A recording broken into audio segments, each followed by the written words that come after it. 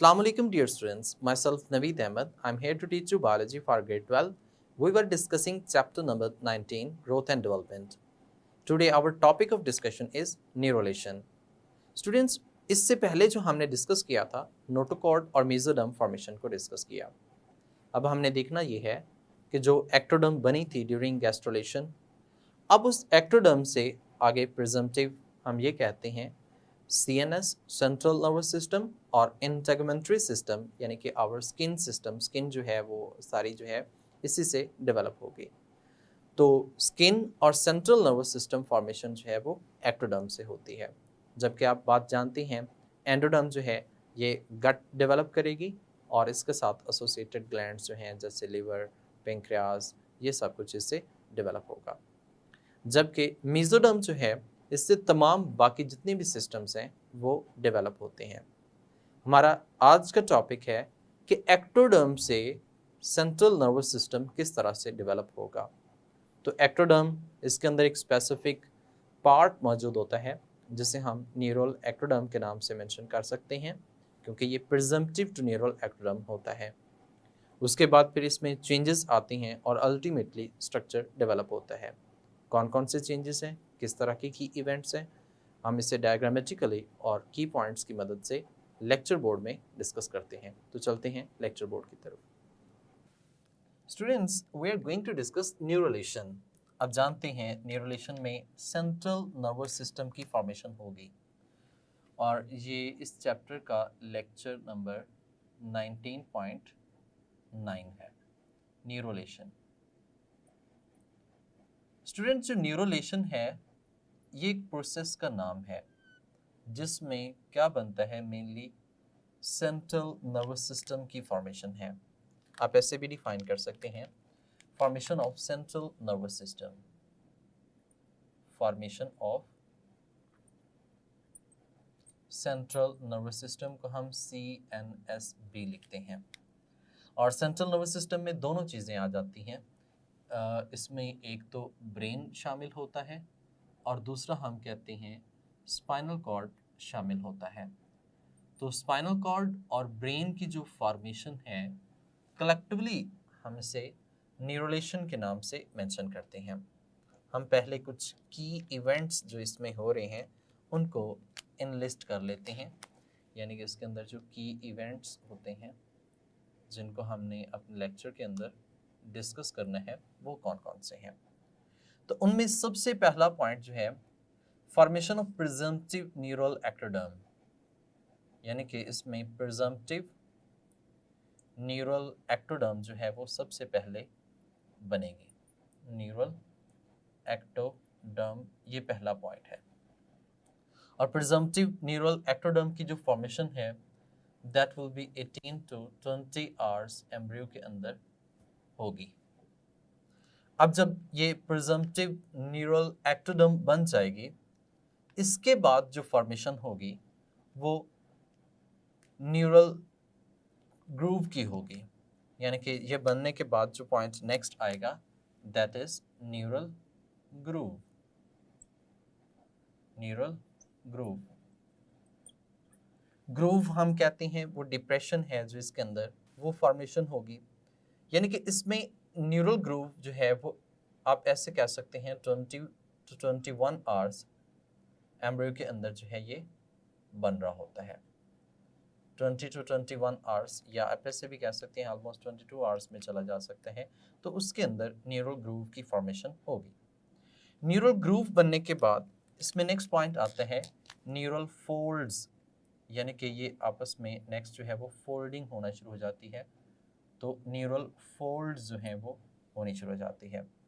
Folding आप कह सकते हैं कि ये होनी शुरू हो जाती है और इसके लिए ऑलमोस्ट 24 आवर्स एम्ब्रियो के अंदर इसको देखा जा सकता है। ये क्लियरली विजिबल होता है न्यूरल फोल्डिंग होना।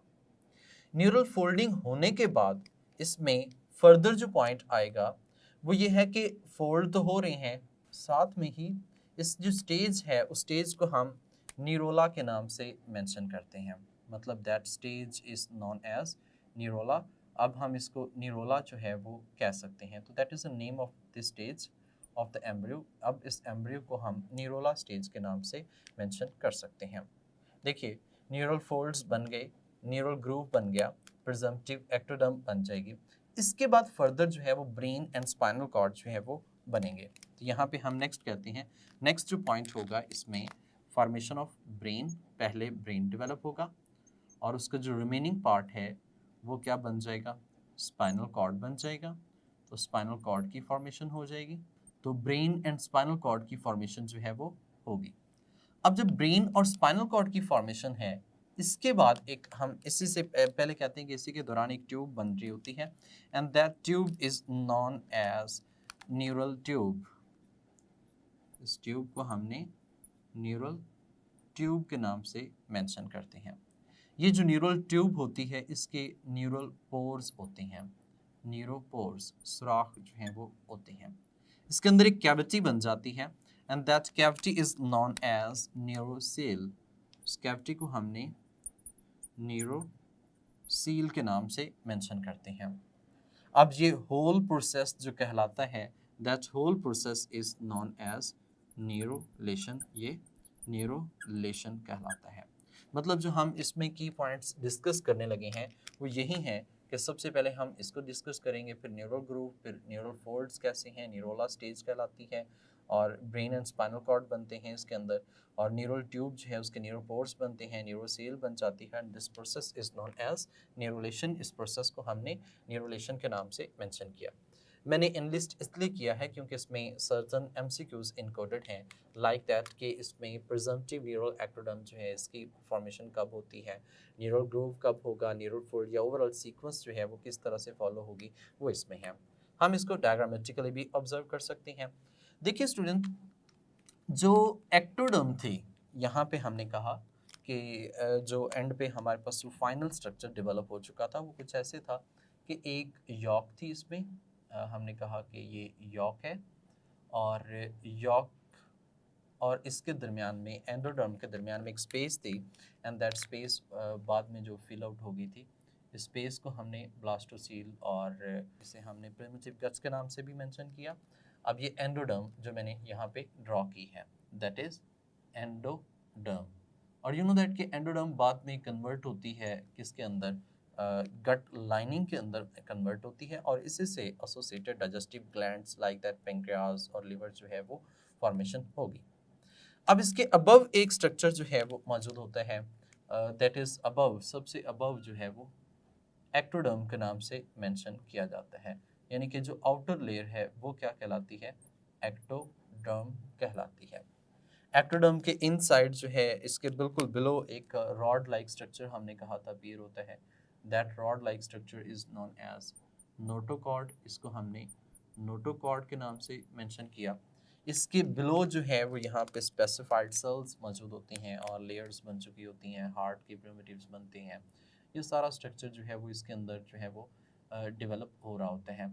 ये मीजोडर्मल स्ट्रक्चर जो है वो इसके अंदर अपीयर जो है वो हो रहे होते हैं, मीजोडर्मल।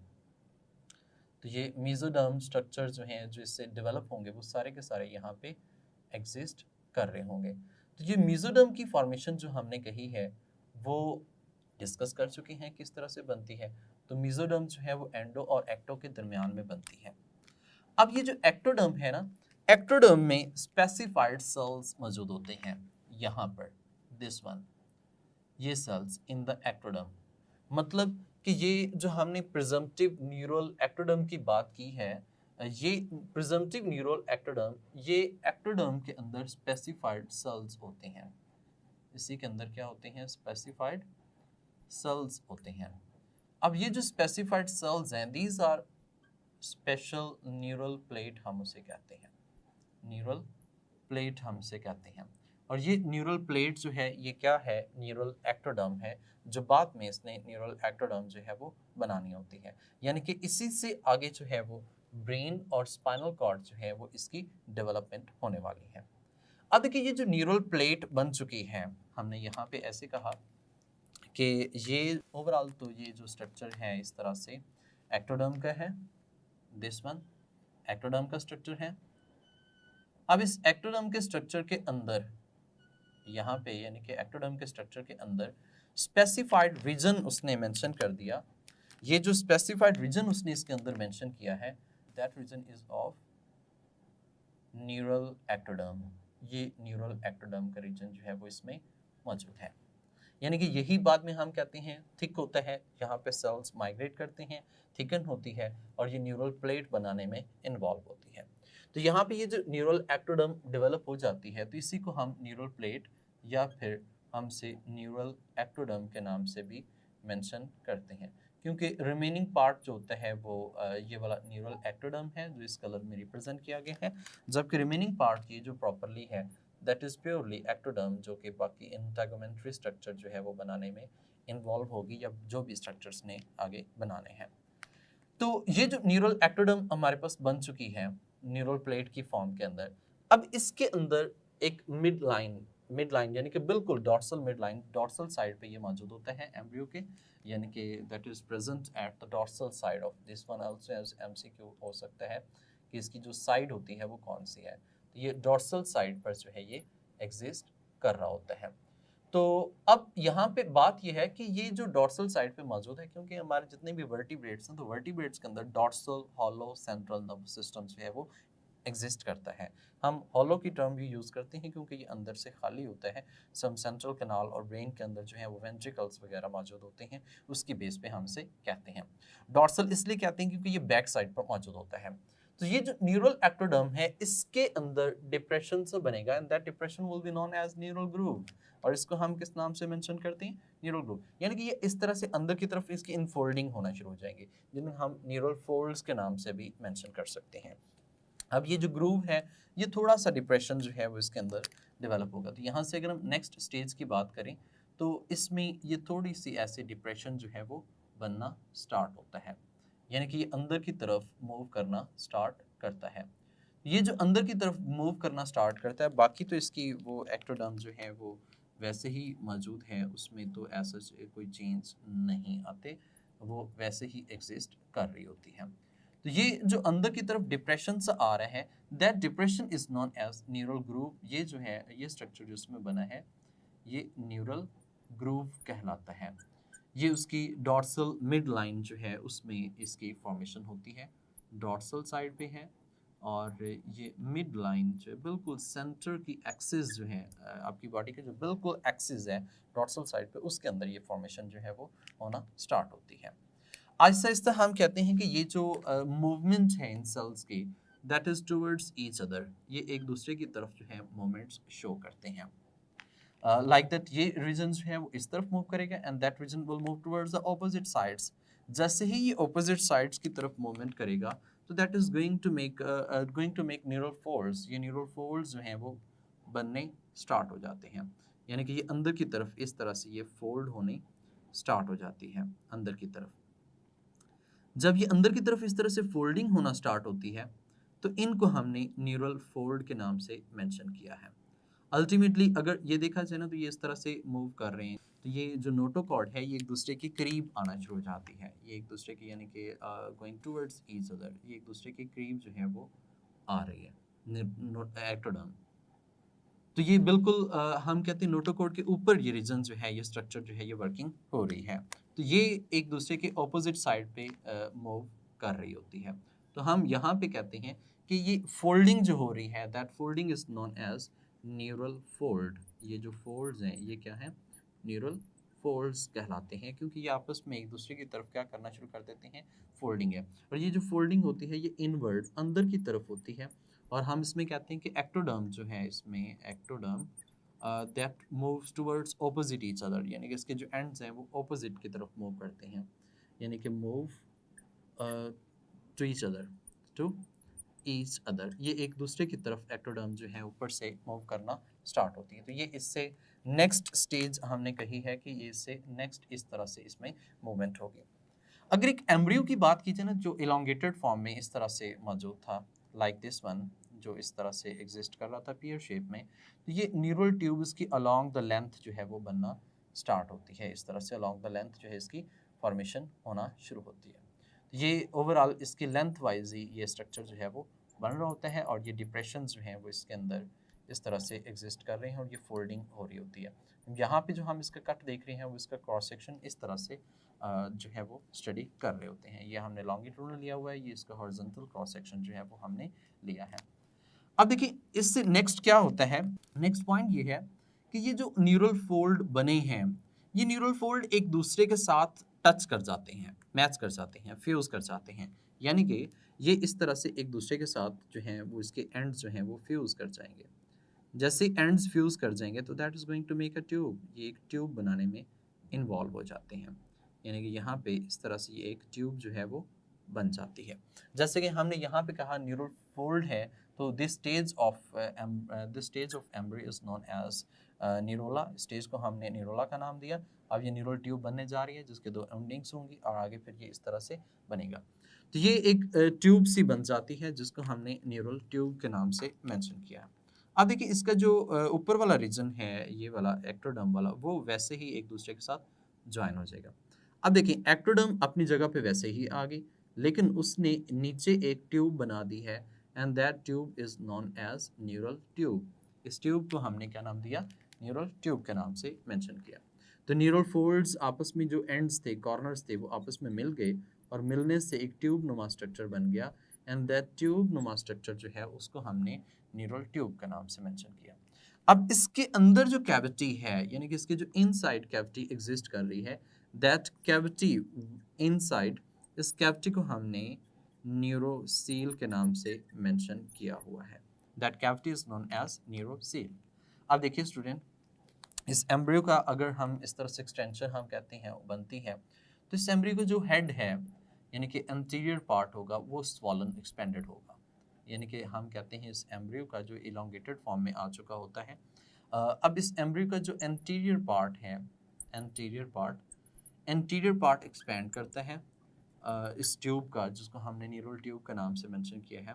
दैट विल एक्सपैंड, और ये एक्सपैंड होकर एक स्पेसिफिक स्ट्रक्चर बनाती है जिसको हम किस नाम से मेंशन करते हैं, ब्रेन के नाम से मेंशन करते हैं। जबकि बाकी जो रिमेनिंग पार्ट होता है ये वाला, that will be known as spinal cord. ठीक है, ये इसका क्या बन जाता है, स्पाइनल कॉर्ड बन जाता है। यानी कि ये जो रिमेनिंग पार्ट है, बाकी जो हिस्सा है इस ट्यूब का, ये क्या बन जाएगा, इसका पोस्टीरियर कह सकते हैं या रिमेनिंग एंड कह सकते हैं।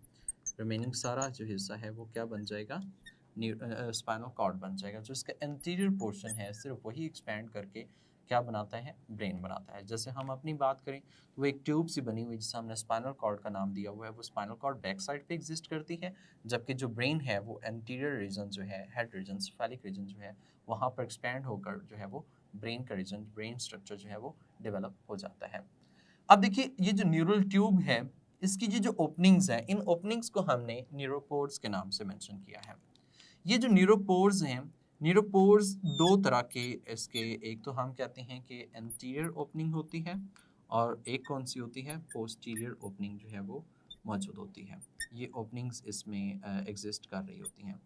ये जो ओपनिंग्स हैं एंटीरियर और पोस्टीरियर, यानी कि एक आगे वाले साइड पर और एक जो है वो पीछे वाले साइड पे मौजूद होती हैं। ये ओपनिंग लेटर क्लोज हो जाती हैं, बाद में हम कहते हैं कि इनकी क्लोजिंग हो जाती है, ये बंद हो जाती हैं। बट यू नो दैट कि बाज़ वक़्त ऐसा भी होता है कि अगर अल्लाह ना करे कोई एबनॉर्मेलिटी आ जाती है तो उसमें ये न्यूरल पोर्स जो हैं वो क्लोज नहीं होते। जब न्यूरल पोर क्लोज नहीं होते तो that will lead to a mental retardation और एनी अदर डिसऑर्डर्स। ये बहुत से और डिसऑर्डर्स या मेंटल रिटार्डेशन की तरफ जो है वो लीड कर जाती है। एंड द होल प्रोसेस, और जिस पूरे प्रोसेस को हमने क्या नाम दिया हुआ है, न्यूरोलेशन के नाम से मेंशन किया है। Central nervous system, overall system को हमने डिस्कस किया है कि ये किस तरह से इसकी फॉर्मेशन होती है and these are the key events which are going to occur in it. ये की इवेंट्स हैं जो इसके अंदर हो रहे होते हैं। जी स्टूडेंट्स, उम्मीद करता हूँ कि आपने इन तमाम स्टेप्स को वन बाय वन कम्प्लीटली अच्छे तरीके से समझा होगा।